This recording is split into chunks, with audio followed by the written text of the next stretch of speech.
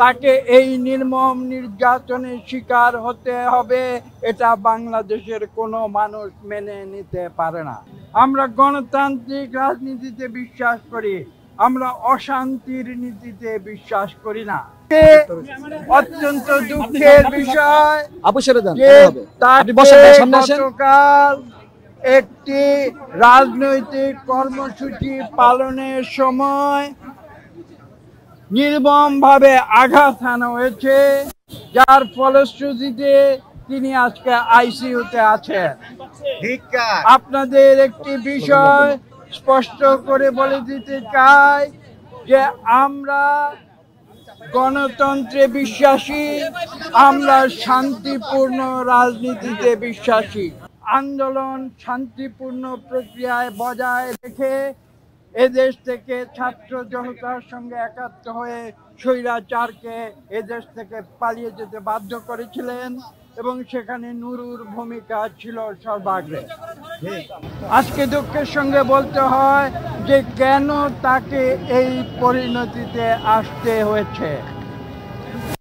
বলতে পারেন যে কথা আমি বলেছি, আমরা শান্তিপূর্ণ রাজনীতিতে বিশ্বাস করি, আমরা গণতান্ত্রিক রাজনীতিতে বিশ্বাস করি, আমরা অশান্তির নীতিতে বিশ্বাস করি না।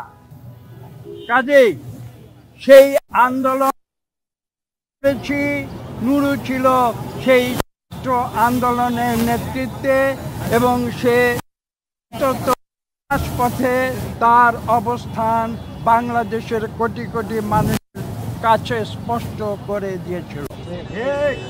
সে গণতন্ত্রের কথা বলেছে, আপনারা দেখেছেন সে কিভাবে যুদ্ধ করে ডাকসুর সভাপতি নির্বাচিত হয়েছিল এবং তা প্রতিটি কার্যক্রম এদেশের মানুষ জানে।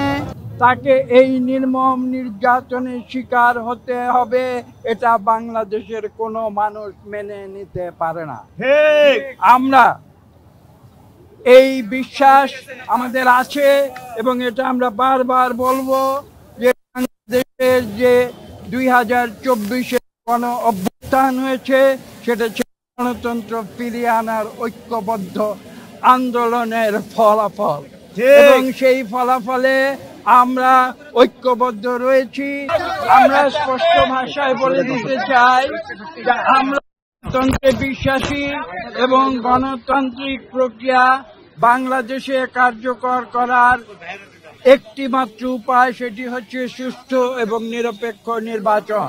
আমরা এদেশের সকল গণতন্ত্রকামী 63টি রাজনৈতিক দল আমরা একত্র হয়ে রাজপথে ছিলাম এবং নুরু সেখানে গুরুত্বপূর্ণ ভূমিকা পালন করেছিল এবং আমরা বিশ্বাস করি আগামীতেও ঠিক একইভাবে আমরা এদেশে গণতন্ত্র ফিরিয়ে আনবো এবং এদেশে এই ধরনের, আমি যেটা বলেছি যে মানুষের কথা বলার স্বাধীনতা থাকবে, যেটা যদি গণ অধিকার, এখানে আমাদের সেক্রেটারি সাহেব আছেন, রাশেদ সাহেব, তিনি আমার সঙ্গে একমত হবেন।